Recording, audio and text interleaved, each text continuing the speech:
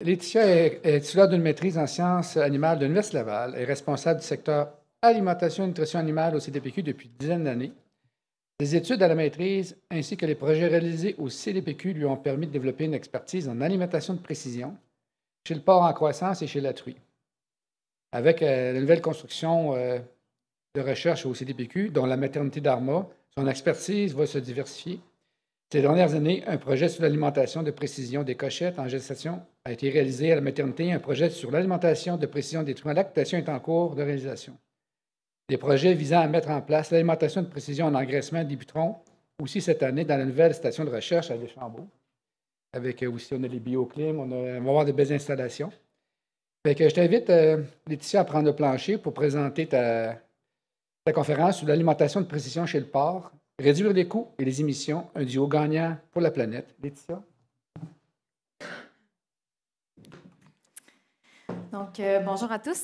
Ça me fait plaisir d'être là ce matin, même si à la base, ce n'était pas nécessairement moi qui était prévu faire la conférence, mais plutôt la chercheuse Aline Rémus d'Agriculture Canada qui a malheureusement eu un imprévu, ce qui n'est pas possible de venir présenter. Donc, je vais essayer de... Je vais présenter une partie de leurs travaux parce que c'est eux qui ont réalisé l'analyse du cycle de vie de l'alimentation de précision. Enfin, je vais essayer de faire un bon topo pour elles. Donc, évidemment, on devrait commencer avec c'est quoi l'alimentation de précision, mais pour bien comprendre d'où ça part, il faut bien comprendre aussi comment on alimente actuellement. Donc, actuellement, si on regarde du côté de la pouponnière et de l'engraissement, on va généralement utiliser 3 à 5 aliments différents pour alimenter les porcs. Donc, comme vous pouvez voir sur la figure, donc individuellement, chaque porc a des besoins qui vont varier, donc plus élevés au début et plus faibles à la fin. Et on va donner un aliment comme la ligne rouge. En fond, en suivant la ligne rouge, ça représente l'alimentation conventionnelle. Donc, en palier, un premier aliment, un deuxième, puis un troisième. Cependant, ce qu'on peut rapidement observer, c'est que finalement, on se trouve dans une situation où la grande majorité des porcs sont en excès. Donc, n'ont pas nécessairement besoin de tous les nutriments qu'on leur donne dans l'aliment. Puis, il y a même certains animaux qui vont être quelque peu restreints avec l'alimentation conventionnelle. De la même façon, si on regarde chez la truie en gestation, par exemple, donc ici, on a l'évolution du besoin nutritionnel d'une cochette, d'une parité 2, d'une parité 3, en fonction des jours de la gestation. Et la masse en jaune représente ce que l'alimentation conventionnelle donne. Donc, on donne un seul aliment pendant toute la période de gestation, même si au début, on sait que les besoins sont plus faibles, plus élevés à la fin et qu'il y a des différences entre les parités. Donc, encore une fois, on se trouve dans une situation où on a pour la très grande majorité du temps, des excès nutritionnels, des nutriments donnés en trop, et certaines truies vont se retrouver en restriction à la toute fin. C'est le même scénario qui se retrouve du côté de la lactation, un seul aliment pour toutes nos truies, toutes nos parités, tous les jours de la lactation. Donc, encore une fois, on se retrouve en général avec beaucoup plus d'excès et quelque peu de restrictions. Donc, l'alimentation conventionnelle actuellement optimise les performances, ça fonctionne bien, mais on voit en fait que finalement, on gaspille des nutriments. Donc, on donne des nutriments qu'on n'a pas vraiment besoin pour les performances de nos animaux. Ces nutriments-là, on les a payés, donc on gaspille cet argent-là. Puis en plus, bien évidemment, dans le contexte, on les rejette dans l'environnement. Donc, on a un impact environnemental accentué. C'est là que l'alimentation de précision vient pouvoir compenser cet aspect. Donc, l'alimentation de précision, l'alimentation de précision, c'est on utilise 2 aliments en même temps pendant la période d'élevage. Donc, un aliment qui va être riche en nutriments, un aliment qui est pauvre, et on va les mélanger en différentes proportions pour suivre les besoins d'un groupe d'individus, d'un animal individuellement. Donc, c'est un concept qui a été développé par Cândido Pomar avec son frère Jesús Pomar, qui est ingénieur à l'Université de Lleida en Espagne. Donc, c'est vraiment eux qui ont conceptualisé là, ce concept au tout début. Donc, l'alimentation de précision, on passe de nourrir un bâtiment, un grand groupe d'animaux, comme on le fait actuellement, à pouvoir alimenter des plus petits groupes d'animaux qui ont des caractéristiques semblables. Donc, par exemple, on a l'alimentation de précision en engraissement par trémie ou par groupe, comme vous pouvez voir, 2 systèmes. Donc, soit on a un mélangeur à la sortie des silos, on a nos 2 aliments riches et pauvres dans un silo. Il y a un mélangeur qui vient mélanger en différentes proportions et qui va aller distribuer dans nos trémies différents types d'aliments dans notre élevage. Donc, on aura pu mettre toutes les femelles ensemble, les petits ensemble, les gros ensemble, pour pouvoir essayer de mieux alimenter nos animaux. On a aussi l'autre système qui est un mélange de 2 aliments directement au-dessus de la trémie, là, qui peut être également possible. Sinon, on a le concept d'alimentation de précision vraiment individualisée, où là, on va avoir des puces électroniques auprès de notre animal. Donc là, on va vraiment venir personnaliser l'alimentation qu'on va donner à chacun de nos animaux. Donc évidemment, chez la truie, on est capable de le faire. Et chez le porc à l'engraissement, c'est les travaux là, que Dr. Pomar a menés dans les dernières années, où vraiment, c'est l'ultime c'est l'ultime alimentation de précision où on vient vraiment considérer tout ce qui se passe en temps réel. Donc, la consommation, de l'historique de consommation de cet animal-là, son historique de performance. Donc, on vient vraiment, là, il y a fait que différents niveaux de précision dans le concept de l'alimentation de précision. Et tout ça, l'alimentation de précision, ça peut réduire les coûts d'alimentation, ça peut réduire les rejets environnementaux, mais en plus, il y a des potentiels impacts sur les performances. Donc, je vais vous montrer quelques résultats du côté de la truie où on a vu des impacts positifs, mais qui restent à valider là, dans plusieurs situations. Donc, jusqu'à présent, dans les différents projets qui ont eu lieu dans les dernières années, on a pu montrer que l'alimentation de précision, ça permet de réduire les rejets azotés. Donc, en engraissement de l'ordre de 30 si on parle de l'alimentation individuelle. Si on parle de l'alimentation de précision par groupe, par parc, comme je viens de mentionner, on est au tiers de l'alimentation individuelle, donc un 10 à 13 de réduction. Au niveau de la truie en lactation, de la truie en gestation, on peut réussir à réduire de 20 10 respectivement. Après, si on veut réfléchir à la stratégie qui, globalement, à l'échelle de la province, aurait le plus d'impact, c'est sûr que l'engraissement, de par le nombre de porcs d'engrais qu'on produit, c'est sûr que c'est une place où il y a vraiment un gain significatif qu'on peut faire. Donc, si je m'attarde maintenant à l'alimentation de précision, plus spécifiquement chez le porc en engraissement, comme mentionné, Dr. Pomar, ça fait plus de 20 ans en fait qu'il a mené des travaux sur l'alimentation de précision. Donc, au tout début, c'était des simulations. Il a développé une première mangeoire avec son frère. Et il y a eu de nombreux essais depuis là, qui ont eu lieu chez Agriculture Canada à Sherbrooke, dont j'ai moi-même fait ma maîtrise avec lui. Et entre autres, là, vous pouvez voir là, un des projets qui avait été mené par Inès Andretta, une de ses étudiantes, où il y avait vraiment comparé l'alimentation de précision individualisée par groupe ou un 3 phases commercial. Donc, on voyait bien tout le gain qu'on pouvait faire au niveau de la réduction de la lysine ingérée, donc tout le gain qu'on peut faire avec l'alimentation de précision. Donc, les bénéfices potentiels ont été montrés à plusieurs reprises dans le cadre de leurs travaux. Donc, on maintient les performances de croissance avec l'alimentation sans affecter la qualité de la carcasse. On arrive à réduire les rejets en azote, puis on a aussi le potentiel de travailler sur le phosphore aussi de l'ordre de 30 %. On peut réduire les coûts d'alimentation de l'ordre de 8 à 12 $ par porc. Puis, en plus, c'est un élément quand même assez intéressant, on peut détecter beaucoup plus rapidement des porcs individuellement qui sont malades. Donc, à l'intérieur, classiquement, dans un engraissement, on ne monitore pas nécessairement individuellement. Ça va être l'œil humain qui va détecter qu'un animal ne va pas bien.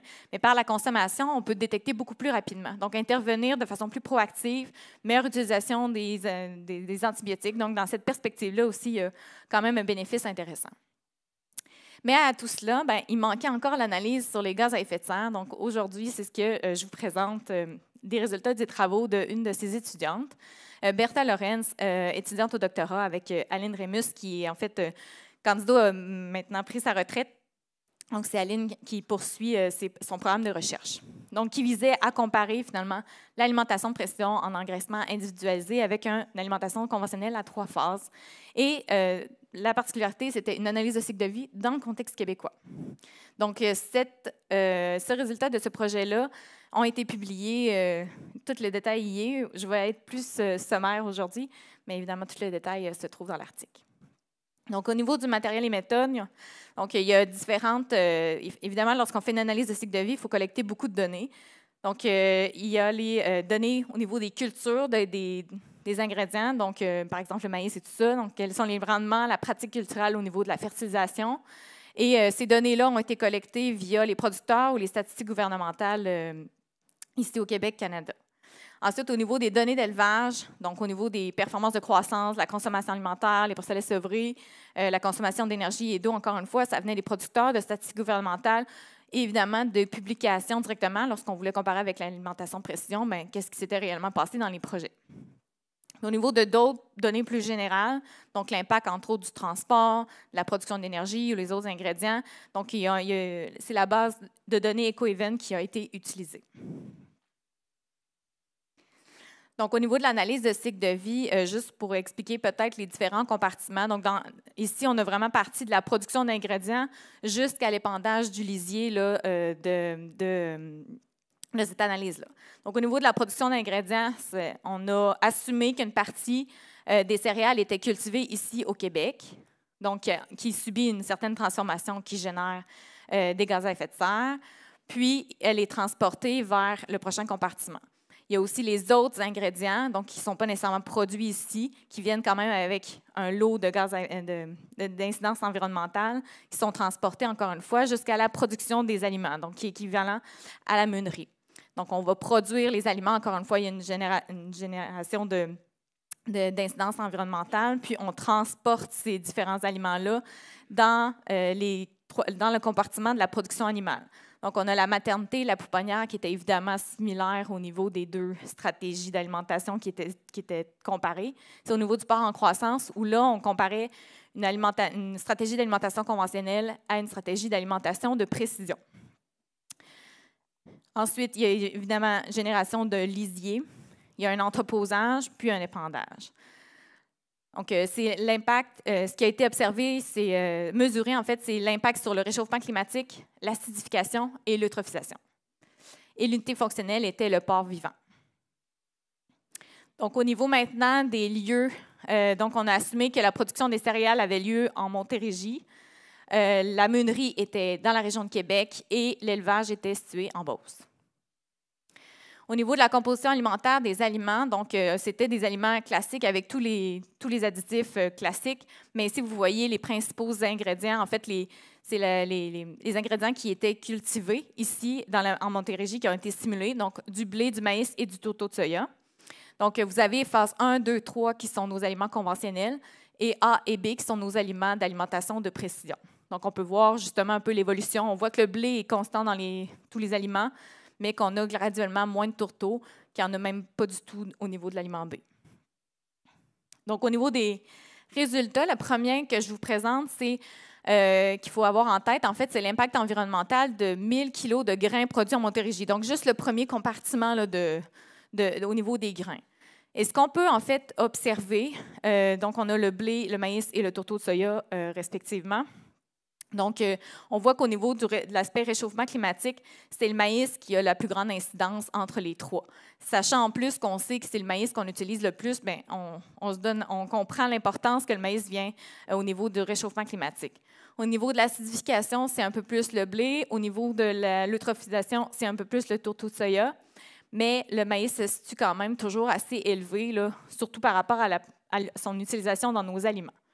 Donc, c'est dans le contexte québécois, puis c'est un élément important à retenir, mais dans le contexte québécois, c'est le maïs qui est l'ingrédient qui a le plus d'impact environnemental là, au niveau de l'élevage porcin.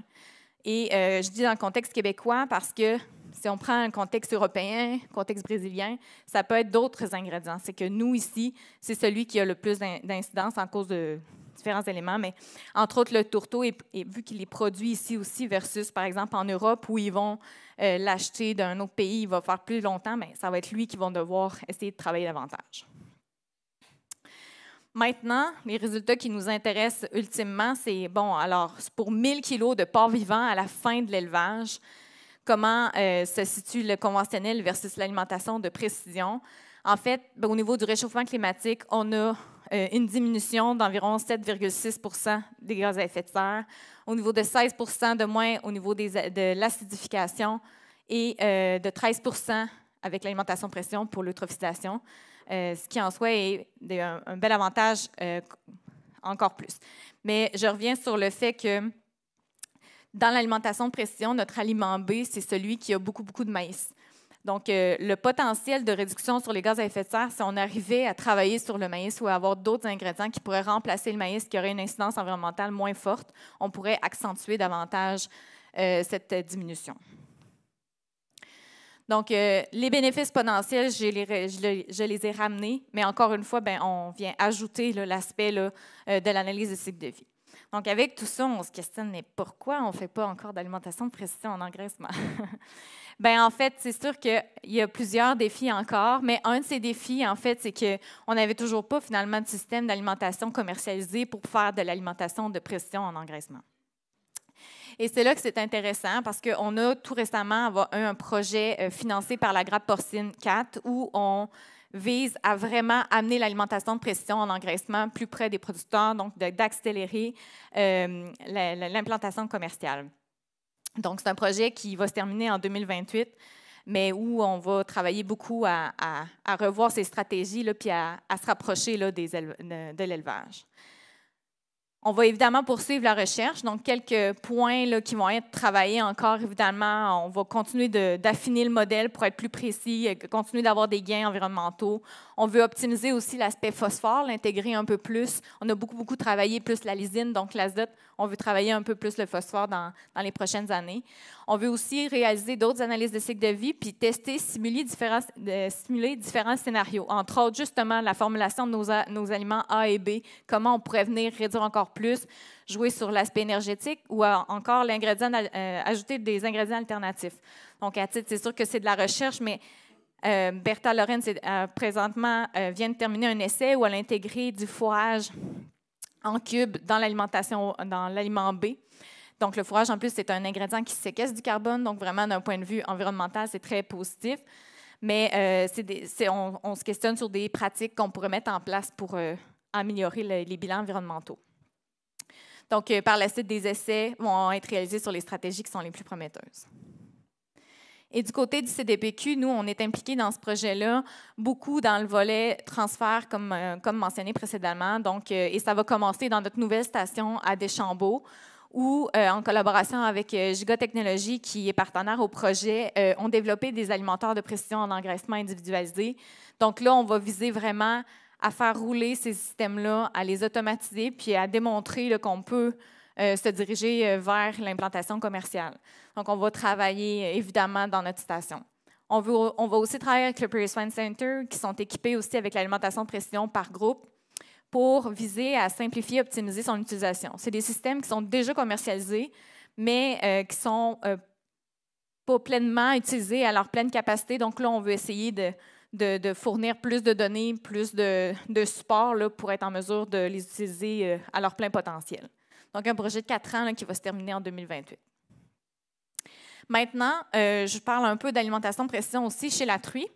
Donc, du côté de CDPQ, on a mené dans les dernières années 2 projets. Un premier projet en milieu commercial, où la première fois qu'on le testait, et où on avait été en mesure de bien confirmer qu'on pouvait effectivement réduire la protéine ingérée chez les truies sans affecter les performances. Mais en plus, on avait quand même vu des effets intéressants sur le taux de survie des porcelets. Donc, on avait un peu moins de mort-nés, mais c'était juste une tendance. Donc, on a profité du peuplement de notre maternité de recherche pour faire un projet assez vaste sur l'alimentation de précision, sur nos cochettes en peuplement, puis de les suivre pendant 3 cycles de gestation et de lactation. Donc, très brièvement, on a suivi pas loin de 400 cochettes là, pendant un global de 12 bandes. On avait nos 2 aliments, A et B, pauvres et riches, avec des niveaux de phosphore aussi qu'on avait optimisés.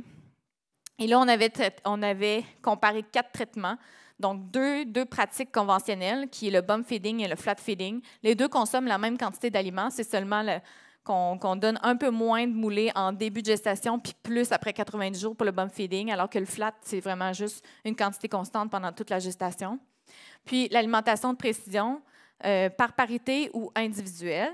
Donc, un graphique toujours plus facile à comprendre. Mais, donc, ici, c'est l'alimentation conventionnelle, une concentration constante pendant toute la gestation. L'alimentation de précision par parité sont ici, puis individuelle, c'est ici.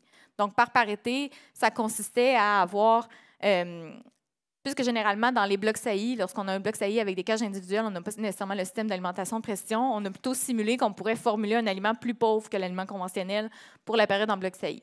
Puis lorsque les truies entraient en groupe, il y avait une courbe pour les cochettes, une courbe pour les parités 2, une courbe pour les parités 3. Donc déjà, on pouvait voir quand même qu'on arrivait à faire des gains intéressants au niveau de la réduction là, de la lysine ingérée.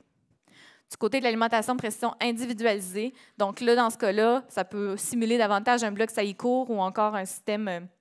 Mais en fait, on voulait surtout aussi pouvoir se comparer avec beaucoup d'études qui ont fait des études sur l'alimentation de précision, mais toujours dès la saillie. Donc, dès la saillie, et c'était individualisé parce qu'on prenait en considération le point individuel de chacune des truies. Donc, un peu plus précis, puis encore plus de gains qu'on pouvait faire ici. Donc, très, très sommairement, les résultats. Chez nos cochettes, au terme du premier cycle, ce qu'on a observé, c'est qu'on a sevré 0,6 porcellets de plus avec l'alimentation précision par parité comparé aux 2 traitements conventionnels. Et en regardant nos données, ça semble être beaucoup associé à une diminution de la mortalité naissance-sevrage qui était moindre avec les traitements d'alimentation de précision, comme vous pouvez voir ici sur le graphique, là, où on avait une différence significative entre avec le bump feeding. Au niveau des parités 2, on n'avait pas vu d'effet sur les performances. Et au niveau du troisième cycle, donc chez nos parités 3, là, c'était intéressant parce que là, on a vu une réduction significative du taux de mornay avec l'alimentation précision, ce qui revenait à ce qu'on avait déjà observé dans le premier projet. Donc, on était bien content de voir que on venait d'avoir des résultats qui se répétaient et qui étaient significatifs. Au niveau, on suivait pendant 3 cycles, donc on a pu regarder aussi les jours improductifs, le taux de réforme. Et bien qu'il n'y ait pas de différence significative, il y a quand même des différences numériques, donc un peu plus de truies qui avaient des jours improductifs, un petit peu plus de réforme, mais bref, pas significatif, mais quand même, on pouvait quand même faire cette observation. Donc, en conclusion, pour la truie en gestation, l'alimentation précision peut réduire les apports de 10 en azote et de 6 en phosphore total. Ça réduit la mortalité chez les porcelets également. Puis, on a même sevré, dans le fond, 0,6 porcelets de plus chez nos cochettes. Donc, le gain économique pourrait être entre 18 et 25 $ si on inclut l'impact sur le coût d'alimentation et le sevré. Si on est conservateur et qu'on se dit, bon, les jours improductifs, on est quand même entre 6 et 12 $ malgré ça. Donc, c'est intéressant de voir que l'alimentation de précision, oui, on peut faire des gains environnementaux, on peut faire des gains sur le coût d'alimentation, mais on a aussi le potentiel d'améliorer les performances. Puis ça, en soi, aussi, c'est un gain environnemental, comme on a pu le montrer là, dans les précédentes présentations. Il reste toujours valider les impacts sur les gaz à effet de serre. Donc, c'est quelque chose qui est en cours actuellement par justement l'équipe de Dr. Remus. Donc, merci à nos partenaires. Au niveau maintenant de l'alimentation de précision chez la truie en lactation, j'ai fini là. Au niveau de l'alimentation de précision chez la truie en lactation, très brièvement, encore une fois, on a fait 2 projets. Le premier projet, c'était des simulations. Donc, on voulait voir quel est le potentiel qu'on peut avoir avec l'alimentation de précision. C'est là qu'on a observé qu'on pouvait réduire de l'ordre de 15 à 20 les rejets en azote et en phosphore, puis que le coût d'alimentation pouvait être réduit de l'ordre de 7 à 8 $ par truie productive par année. Donc là, présentement, on vient juste de terminer nos 4 bandes. Donc, on a appliqué l'alimentation de précision, mais par parité chez la truie en lactation. Donc ça, c'est un premier projet parce qu'il y a des moyens d'être encore plus précis en lactation. Donc là, on a commencé avec peut-être un peu moins précis par parité, mais ultimement, si on est vraiment capable de considérer la consommation individuelle puis de le prendre en considération de chacune des truies, on va avoir un gain encore plus important. Mais c'est un premier projet là, qui est en cours d'analyse.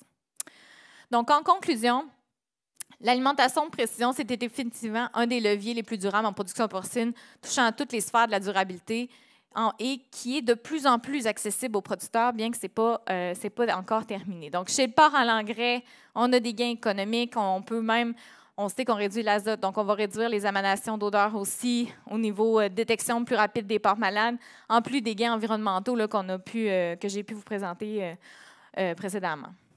Puis de la truie aussi, elle a aussi ses avantages au niveau économique, au niveau des rejets environnementaux. Les gaz à effet de serre, ça viendra. Mais c'est quand même des gains intéressants. Mais c'est sûr que, surtout pour l'engraissement, je pense qu'il ne faut pas oublier que l'alimentation de précision en soi, c'est un changement de paradigme. C'est complètement différent par rapport à ce qu'on fait conventionnellement. On alimente actuellement des porcs en engraissement entre émis. Mais là, avec l'alimentation de précision individualisée, on va avoir beaucoup d'informations individualisées à gérer. C'est un peu, je donne l'exemple du téléphone cellulaire d'une époque où qui ne faisait qu'appeler. Puis aujourd'hui, nos téléphones cellulaires, appeler, c'est presque... Fait que, c'est une fonction qui est encore là. Donc, oui, ils vont alimenter, mais ils vont nous donner la capacité de faire plus. Puis je pense qu'on n'a pas idée encore de tout ce qu'on pourrait faire aussi avec ces systèmes-là. Mais c'est sûr que c'est un gros changement. Puis je tiens, ceux qui étaient au forum, j'ai fait le même commentaire, mais je tiens à prendre une minute juste pour remercier le docteur Candido Pomar, là, qui c'est vraiment le père de l'alimentation de précision. Je pense que tout le monde n'en a peut-être pas conscience, mais c'est ici, au Canada, que l'alimentation de précision est née. C'est lui qui a développé ce concept-là.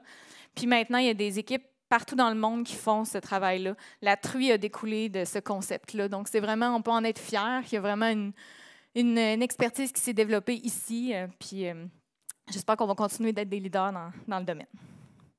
Donc, merci de votre attention.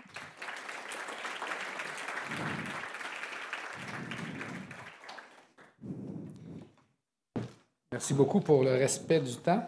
Oui, je suis correcte. Est-ce qu'il y a des questions pour notre ami ici? J'inviterai Christian. Oui. Je sais que ce n'est pas toi qui l'as fait, là, nécessairement, mais quand on parle de réduction de coûts en engraissement de 8 à 12 c'est juste les résultats technico-économiques. Ça ne comprend pas les coûts d'installer les équipements. Oui, c'est le seul coût d'alimentation, dans le fond. Oui, c'est ça. Okay.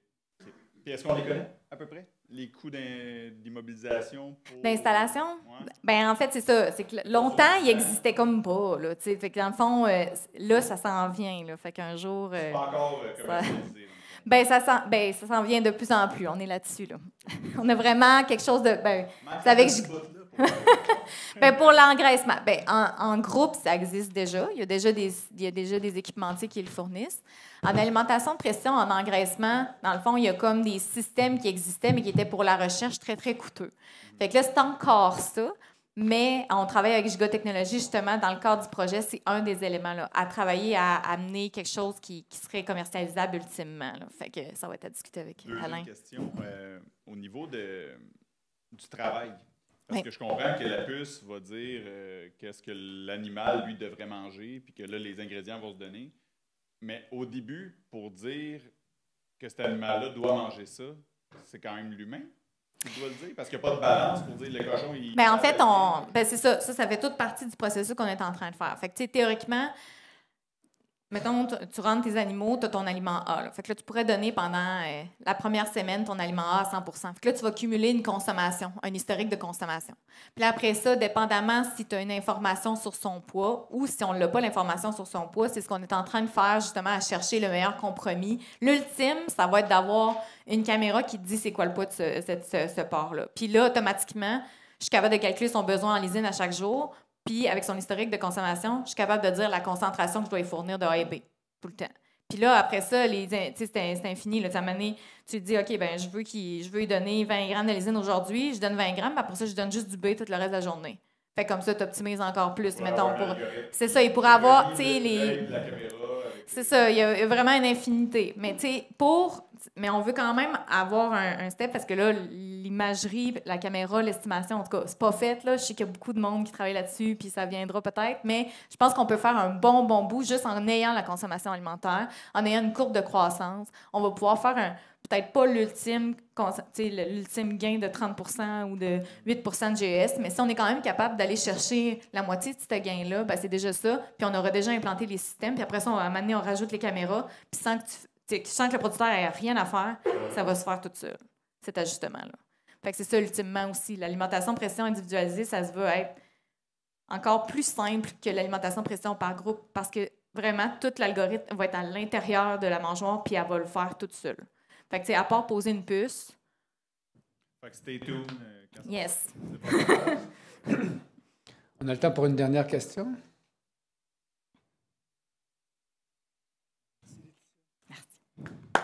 C'est bon. Oh, excusez. Oh.